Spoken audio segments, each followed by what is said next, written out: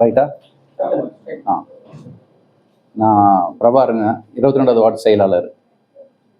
கிட்டத்தட்ட இது அதிமுக கோட்டையாக இருந்த ஒரு 10-15 வருஷமாக இருந்ததை உடச்சி திமுக வளர்த்தி இங்கே திமுக கோட்டையாக நாங்கள் மாற்றி வச்சுருக்கிறோம்.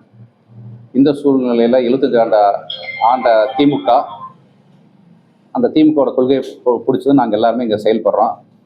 இந்த சூழ்நிலையில் பாபு என்கிறவர் வந்தார். அவர் 5 வருஷத்துக்கு முன்னாடி வந்தார்.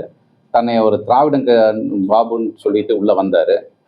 கட்சியில் பேசி அவர் சீட்டை வாங்கிட்டு உள்ளே வந்தார். அன்னைக்கு இருந்த அதே அமைச்சர் செந்தில் பாலாஜி அண்ணன், நம்ம தலைவர் ஸ்டாலின் அவர்கள் அவங்களோட அறிவுறுத்தலின்படி, மாவட்ட செயலாளரோட வழிகாட்டலின்படி இங்கே சீட்டை வாங்கி இங்கே நின்னார்.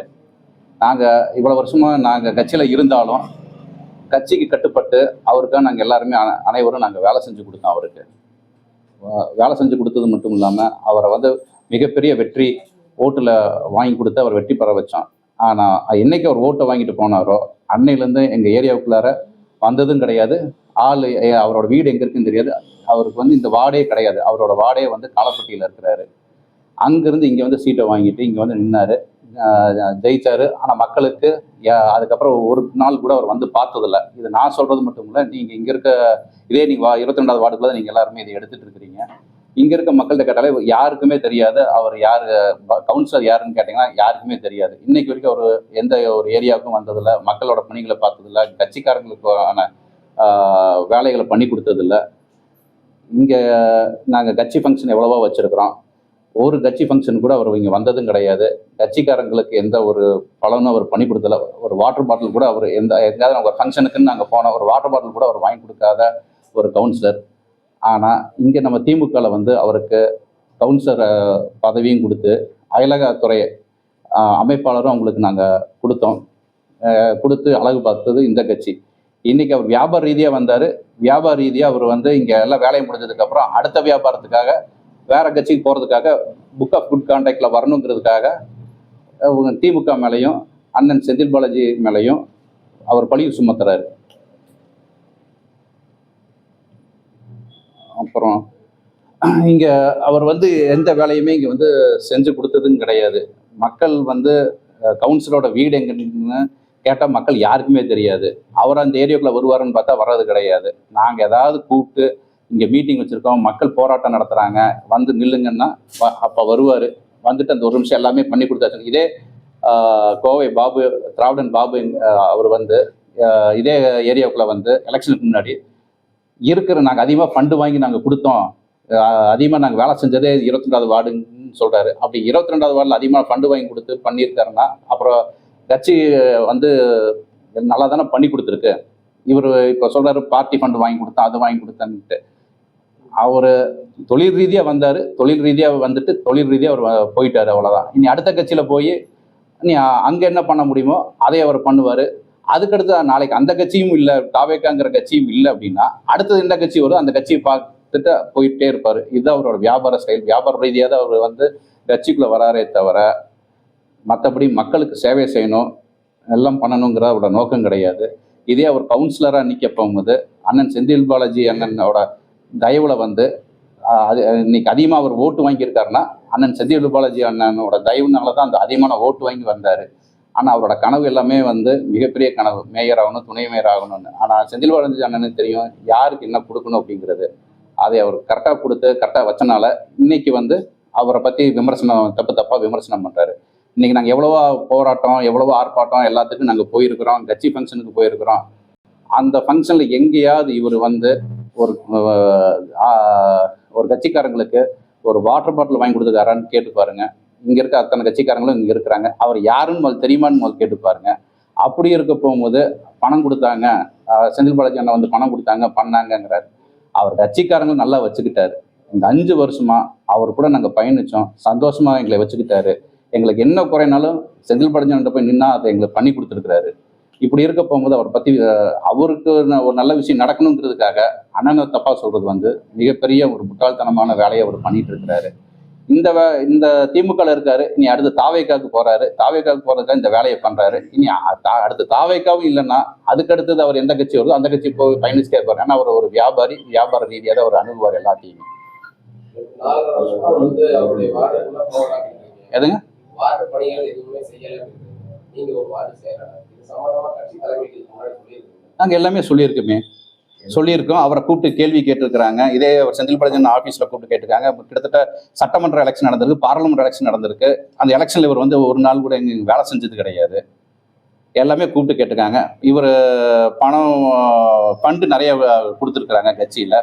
இன்னைக்கு நீங்கள் பார்த்தீங்கன்னா அந்த சாக்கடை திட்டங்கிற ஒரு சாக்கடை திட்டம், இந்த ரோட நடுவில் வந்து சாக்கடை திட்டத்தை கொண்டு வந்தாங்க. ரோட்டுக்கு அந்த சைடு, அதாவது எங்களோட 22வது வார்டுக்கு ரோட்டுக்கு அந்த சைடு அந்த திட்டத்தை கொண்டு வந்து சாக்கடை திட்டத்தையும் போட்டு எலெக்ஷன் முடிகிறதுக்குள்ளார அதுக்கான ரோடையும் அவர் பண்ணி கொடுத்துருக்காரு செந்தில் பாலாஜி அண்ணன். அப்போ இவர் கவுன்சிலருக்கு அப்போ தான் அந்த வேலை நடந்திருக்கு.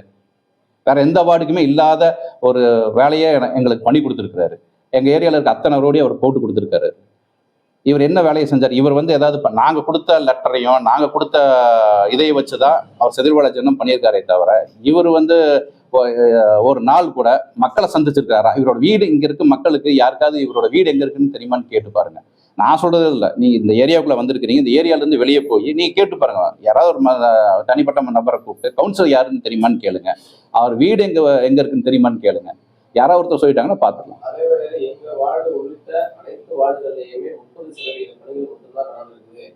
எந்த பணிகளும் முழுமையா நடக்கல. எல்லா சாலைகளுமே வெளியில இருந்து பார்க்கக்கூடிய சாலைகள் மட்டும்தான் நல்லா இருக்கு. குறுக்கு சாலைகள் எதுவுமே வந்து தரமா இல்லை. இந்த சாலைகள் எல்லாம் போகணும்னு சொல்லி பல முறை நான் வந்து கேட்டிருந்தேன். ஆனா ஒப்புதல் கிடையாது. ஃபர்ஸ்ட் இவர் வந்து மாநகராட்சி மீட்டிங் எவ்வளோ மீட்டிங் அட்டன் பண்ணியிருக்கிறாரு, முதல்ல அதே கேளுங்க. மாநகராட்சி மீட்டிங் எல்லா மீட்டிங் அட்டன் பண்ணியிருக்கிறாரா? இவர் கோரிக்கை என்னென்ன கோரிக்கை அவர் வச்சிருக்கிறாரு? இவர் பிஏ கொண்டு போய் லெட்டர் கொடுக்கறது வந்து அது வந்து அணுக முடியாது. அவர் கவுன்சிலர், அவர் போய் அங்கே என்ன லெட்டர் கொடுத்துருக்கிறாரு?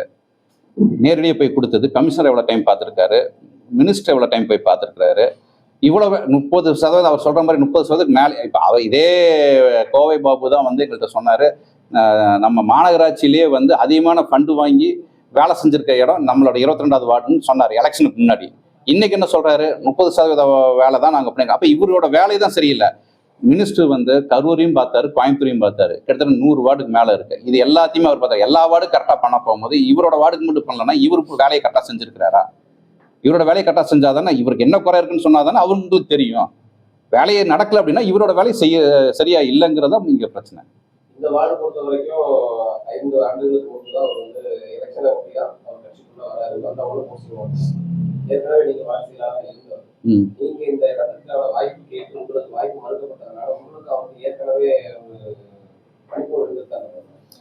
எங்களுக்கு அதாவது நான் வாய்ப்பு கேட்டேன், அது உண்மைதான். ஆனால் தலைமை வந்து அவர் கொடுத்தது. ஏன்னா அவர் வந்து ஒரு திராவிடனுங்கிறத வந்து ஒரு புக்கை இது பண்ணி வந்தார். அது தலைமை வரைக்கும் ரீச் ஆகி அவர் கொடுத்தாங்க. எங்களுக்குள்ள வந்து அன்னைக்கு சங்கடங்கள் இருக்கதான் செஞ்சது. ஆனால் அதுக்கப்புறம் வந்து அவர் என்னைக்கு கட்சிக்குள்ளே இணைஞ்சு கவுன்சிலர்னு வந்தாரோ நாங்கள் எல்லாருமே வேலை செஞ்சுதான் அவர் கவுன்சிலர் ஆக்கணும். இன்னைக்கும் பார்த்தீங்கன்னா என்னோட வால் போஸ்ட்லேருந்து எல்லா இதுலையுமே வந்து அவரோட ஃபோட்டோ போட்டு அடிக்கிறேன். அவருக்கு எனக்கு இன்னைக்கு அதாவது இந்த எலெக்ஷன் முடிய வரைக்கும் நாங்கள் 2 பேரும் நல்லா பேசிக்கிட்டு தான் இருக்கோம். இங்கே இந்த ஏரியாவுக்கு வந்தானே எங்கள் டீம் பேசுவார். நானும் அவரை கூப்பிட்டு பேசிட்டு தான் இருந்தேன். எனக்கும் அவருக்கும் ஒரு பணிப்போர் இருந்ததுன்னா என்னோட வால் போஸ்ட்டில் அவரோட ஃபோட்டோ நான் ஏன் போடுறேன்? நான் போடணும்னு அவசியமே கிடையாது. எங்கள் கட்சியில் இருக்க போகும்போது நாங்கள் எல்லாருமே ஒற்றுமையாக அண்ணன் தம்பியாக இருந்தோம். இன்னைக்கு ஒரு கட்சி மாற போகும்போது கட்சியை எனக்கு வந்து பாபுங்கிறவர் வந்து எனக்கு கட்சி ரீதியாக தெரியுமே தவிர தனிப்பட்ட முறையில் நான் தெரியாது. இன்னைக்கு என்னோட கட்சியை வந்து தப்பா சொல்ல போகும்போது அப்ப நான் பாபு யாருங்கிறத வெளிச்சத்துக்கு நான் கொண்டு வரணும். இதே திராவிடன் புக்குங்கிற புக்கை வந்து அவரே வந்து ஆசிரியர் கிடையாது, உண்மையத்தில் ஆசிரியர். அந்த ஆசிரியர் பேரை வந்து இவர் எடுத்து இவர் வந்து போட்டுட்டார். அது B6 ஒரு வழக்கே இருந்தது. அந்த ஆசிரியர் வந்து B6 ஸ்டேஷன்ல வந்து பீலம்பேடு போலீஸ் ஸ்டேஷன்ல ஒரு கம்ப்ளைண்டே கொடுத்துருக்காரு. அப்போ இவர் வந்து தலைமையும் ஏமாத்தி இங்க 22வது வார்டுக்குள்ள வந்து கட்சிக்காரங்களையும் ஏமாத்தி மக்களையும் ஏமாத்தி இவர் ஒரு வியாபார ரீதியாக தான் எல்லாத்தையும் அணுகுனாரே தவிர இவர் வந்து மக்களுக்காக பண்ணணும், கட்சிக்காரங்களுக்காக பண்ணணும், கட்சியோட வேலைக்காக பண்ணணுங்கிறது இவர் என்னைக்குமே நினைச்சதே இல்லை.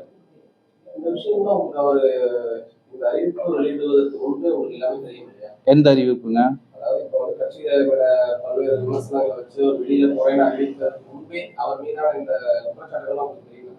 குற்றச்சாட்டுகள் வந்து அது அவரோட பர்சனலுங்க. அந்த திராவிடன் புக்குங்கிறது வந்து அவரோட பர்சனல். ஓகேங்களா? அவர் வந்து புக்கை வெளியிடுறா, அதில் பிரச்சனை இருக்குங்கிறது தெரியும். அது கோர்ட்டில் வழக்கு போச்சு, அப்புறம் அது கோர்ட்டுக்கு போச்சாங்கிறது வந்து எங்களுக்கு தெரியாது. அது அவரோட பர்சனல் நாங்கள் விட்டோம். நான் எங்களை பொறுத்தளவுக்கு பாபு வந்து இங்கே கவுன்சிலராக வந்தார். ஆமாம், நாங்கள் தலைமை என்ன சொல்லுதோ தலைமைக்கு இணங்க நாங்கள் வேலை செஞ்சுட்டு இருந்தோம். அவர் வேலை செய்கிறாரோ இல்லையோ நாங்கள் வேலை செஞ்சுட்டு தான் இருந்தோம். இங்கே இருக்க அத்தனை பேர் செயலாளராக நான் என்ன இங்கே வேலை செய்யணுமோ அதை நான் வேலை செஞ்சேன். பகுதி செயலாளர் இங்கே என்ன வேலை செஞ்சார், அவர் இங்கே வேலை செஞ்சார்.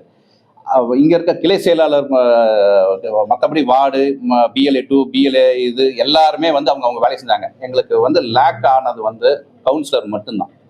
கவுன்சிலர் மட்டும்தான் இங்கே வேலை செய்யலை. நாங்கள் ஆனால் இருந்தும் கட்சிக்கு கட்டுப்பட்டு நாங்கள் வந்து அவருக்கு எதிர்த்து நாங்கள் பண்ணக்கூடாதுங்கிறதுக்காக நாங்கள் பாட்டில் எங்கள் வேலையை நாங்கள் செஞ்சுட்டு இருந்தோமே தவிர இது எல்லாமே மினிஸ்டர் பார்த்துக்குவாருன்ட்டு எங்கள் அண்ணன் செந்தில் பாலாஜி பார்த்துக்குவாருன்னு நாங்கள் விட்டுட்டோம். நாங்கள் எங்கள் வேலையை மட்டும் தான் நாங்கள் பார்த்தோம்.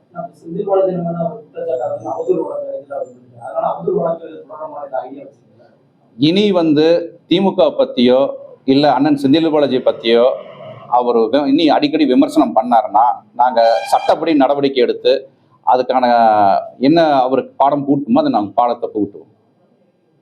Okay, thanks.